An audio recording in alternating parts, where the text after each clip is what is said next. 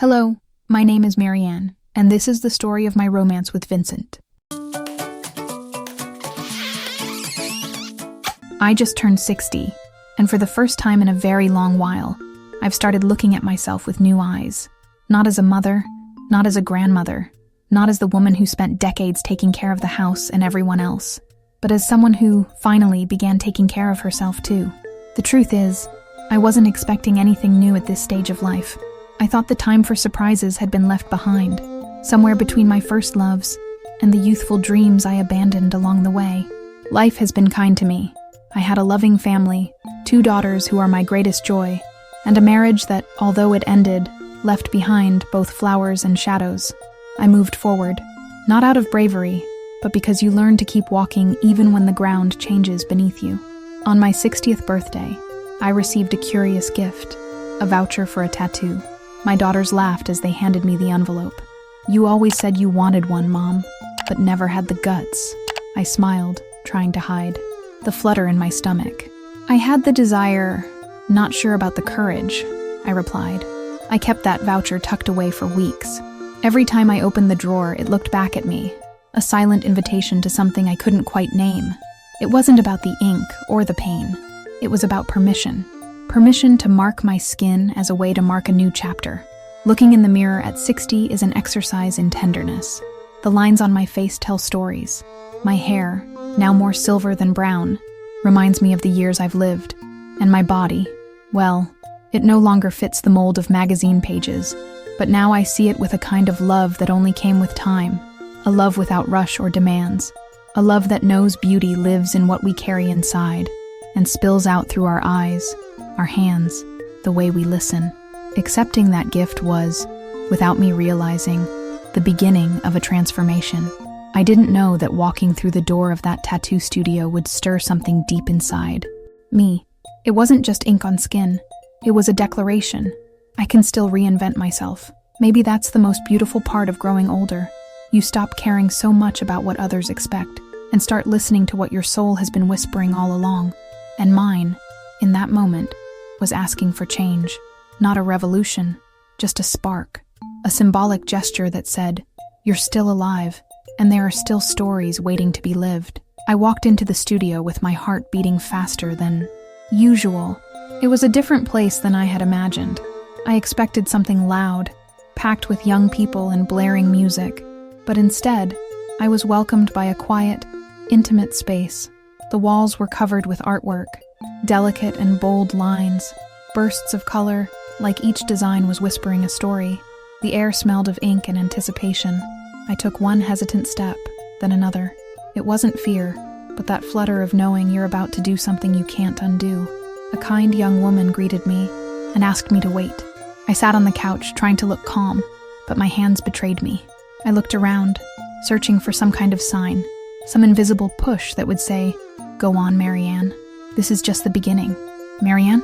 a low, steady voice called. I stood up, almost like a student being called by name for the first time.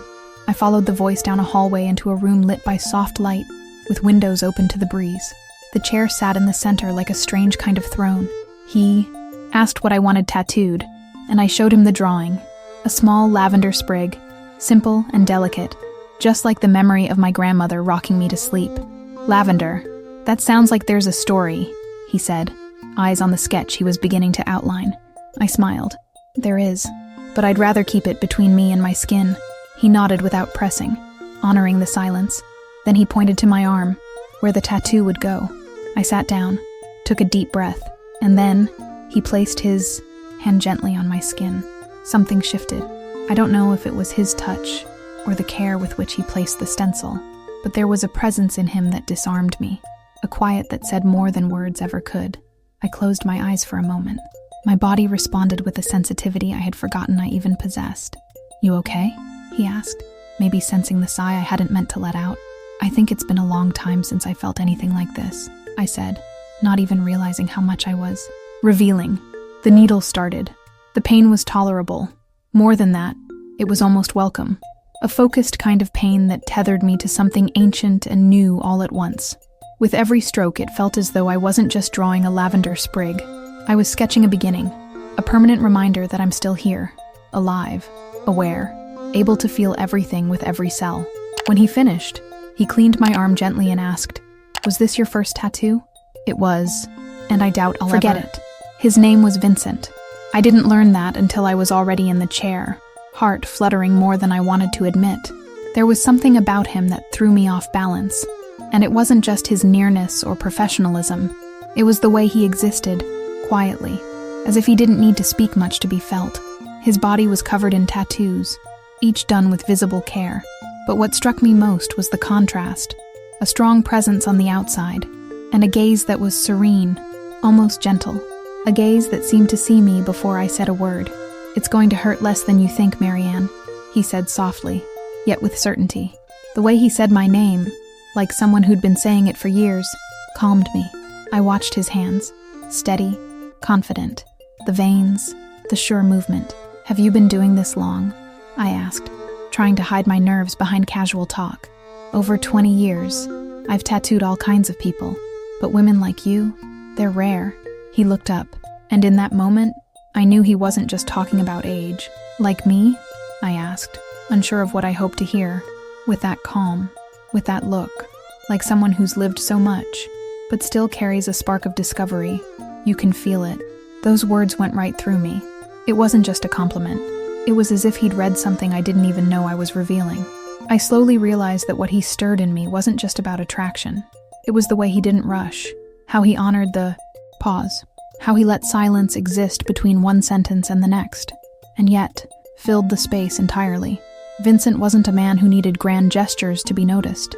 He revealed himself in the details, in the way he looked me straight in the eye, in how gently he held my skin to guide the needle.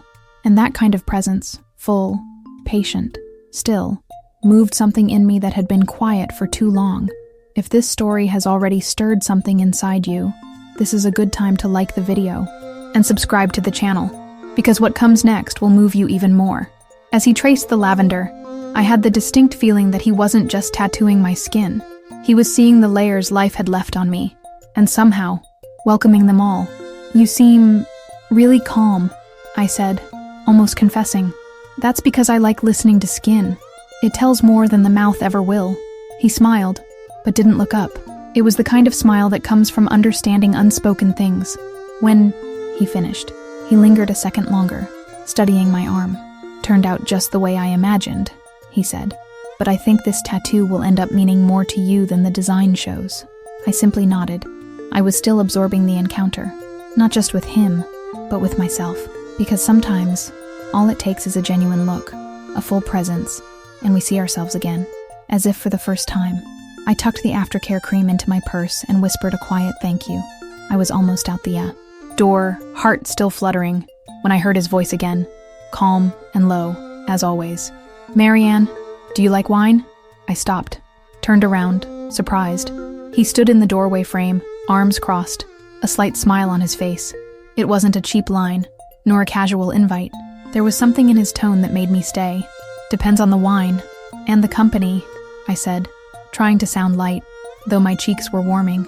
"I've got a good red here, and a quiet little balcony if you want to unwind.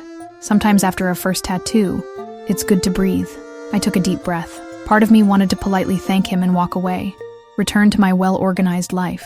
But another part, the one that had just been awakened, wanted more than control, more than routine. "All right," I said, "just one glass."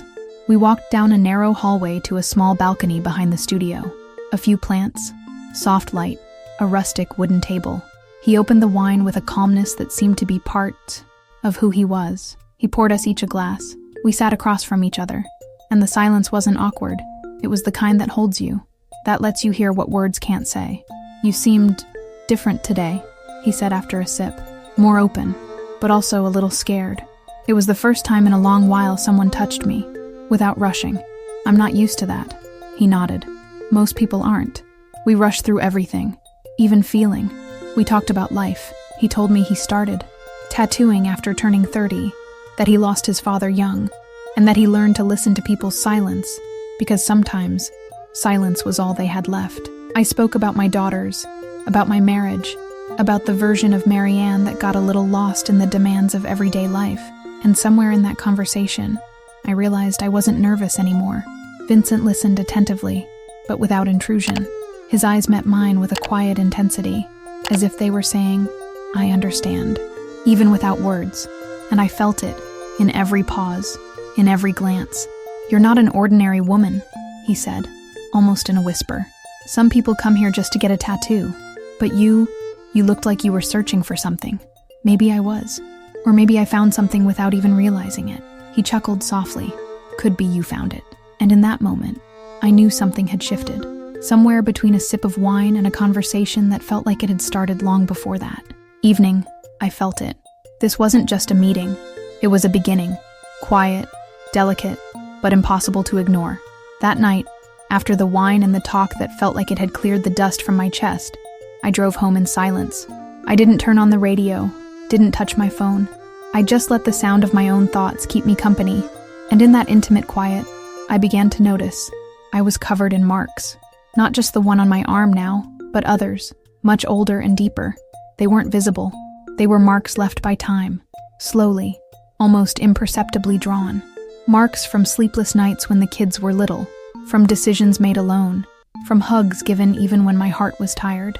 Marks from losses I never really knew how to explain to my daughters, because being a mother often means pretending to be strong, even when you're in pieces.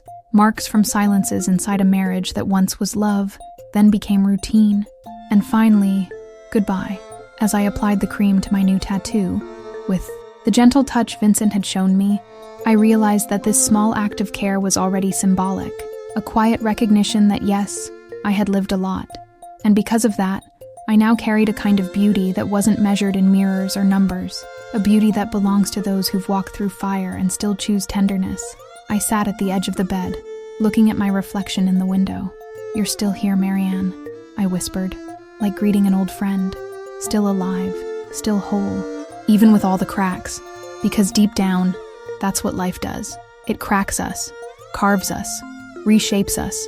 And if we're brave enough to look closely, we'll see even the healed wounds tell stories of strength. I've always thought I was good at hiding pain. I learned early that some hurts aren't meant to be spoken.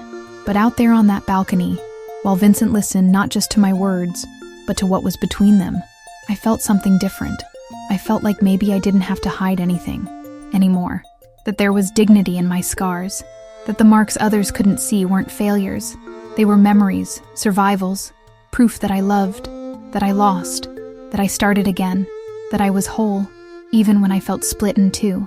And that's when I understood. The tattoo wasn't the beginning. It was the reflection of a story already written on me. I just hadn't learned how to read it with kindness. Vincent simply held up the mirror. With age, we start to see life with different eyes, and allowing yourself to be seen, like I was that afternoon, isn't weakness, it's freedom. Maybe the greatest act of love we can give ourselves is to look in the mirror with honesty, to accept ourselves with affection, and to keep going, not despite the scars, but because of them. It didn't happen all at once. It arrived slowly, like a warm breeze on an autumn afternoon. I hadn't seen it coming. In fact, it had been so long since I'd thought about it. Desire, that I believed it had left me for good. Like a dress you once wore with joy but now lies forgotten in the back of the closet. But that night, brushing my hair in the mirror and gently massaging cream into my freshly tattooed arm, I noticed a shift. It wasn't just about my marked skin. It was something deeper. A warmth, a stirring. A body beginning to recognize itself not just as shelter, but as possibility. I got a message from Vincent. "I hope the wine warmed your heart, and that the lavender feels at home with you." I smiled, to myself, a simple message, yet full of presence, of intention. And with that effortless smile came a shiver. The memory of his hands, the way he looked at me, the calm he radiated as the design took shape. My body remembered, and more than that, it longed, but it was a different kind of longing. It wasn't urgent. It didn't scream. It was a desire that knew how to wait, that moved at the pace of maturity, with no pressure or illusions.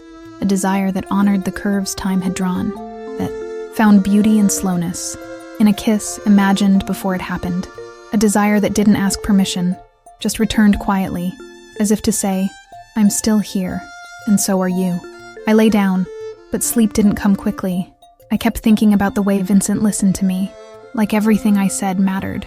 That too awakened something in me, An old hunger, not just of the body, but for presence, for touch, for eyes that didn't just look, but saw. And perhaps it had been a long time since I allowed myself to be. At 60, desire isn't like it is at 20. It isn't euphoria. It's warmth in the silence. It's memory pulsing just beneath the surface. It's the body whispering, I'm still alive. I still feel. I still want. And it doesn't need to hide behind fear or rules. Mature desire is whole. And precisely because of that, it's powerful. I wonder if he feels the same. I thought, my heart calm, yet awake. It wasn't fear I felt. It was curiosity. Joy. A sensual and subtle rebirth, where passion didn't crash in like a storm, but burned slow and steady. A fire that warms from within. I fell asleep with a soft smile, like someone who had just found a missing piece of herself. Because sometimes, the body needs to hear. You still can. You still desire. You are still desired. And that, at this stage of life, is more than passion. It's freedom. Life has a curious way of teaching us. Not always with words, often with silence. And it was that silence, after the tattoo, the wine, and that quiet reunion with myself, that I understood. Loving after 60 is like rereading a familiar book with new eyes. Every page feels like a surprise. Not because the story has changed, but because I have. Love at this age isn't about instant enchantment or rushed promises. It's about presence, about knowing the weight of a lingering touch, the honesty of a gaze that doesn't shift, the richness of a conversation that doesn't need to prove anything. I've learned that mature love doesn't try to shape the other, doesn't rush, doesn't crave perfection. It seeks truth. It seeks companionship that holds, not suffocates, that simply is, even in silence. Vincent came into my life when I had already stopped searching, and maybe that's why it was so beautiful. There were no fantasies, no games, just two adults with stories written in their skin and hearts who looked at each other and recognized themselves. And I, who thought I had already lived it all, discovered I still had so much left to feel. I discovered that skin, even with time, can still be a place of discovery, that the heart, even after loss, still beats with longing, and that love, oh love after 60, is a gift you give yourself when you decide not to shut the door, when you realize aging doesn't mean fading, it means glowing differently, a softer, yet stronger light, one that warms, not burns. Today, when I look at the lavender inked on my arm, not just because of its beauty, but because of what it means. Yes, it's a tribute to my grandmother, but it's also the symbol of a rebirth, of a Mary Ann who chose to feel again, who let go of shame, of the fear of seeming foolish, of the weight of expectation, who chose to allow. You still have so much left to live, Vincent once said as we watched the sunset, and I believed him, not because he said it, but because I felt it. I felt that yes, there was still love, still desire, beauty, still. Not the kind you see, but the kind you feel. The kind you build with care, with respect, with affection. At 60, I've discovered that love isn't about becoming young again. It's about being whole, knowing who you are, and still opening yourself to what's new. And if there's one legacy I want to leave with this story, let it be this. It's never too late to start again. Never too late to fall in love with another person, with life, or with yourself. And if there are marks on me, good. They are proof that I've lived, that I've loved, that I've been loved, that even after everything, I found the courage to open myself again. Because the heart, oh, that stubborn heart, it doesn't know age. It only knows truth. If this story reminded you that it's still possible to feel, even after all you've lived, then subscribe to the channel and leave a like. Not to do me a favor, but so you don't forget to allow yourself to. Because sometimes, all we need is a small sign that there's still time, and maybe this is yours.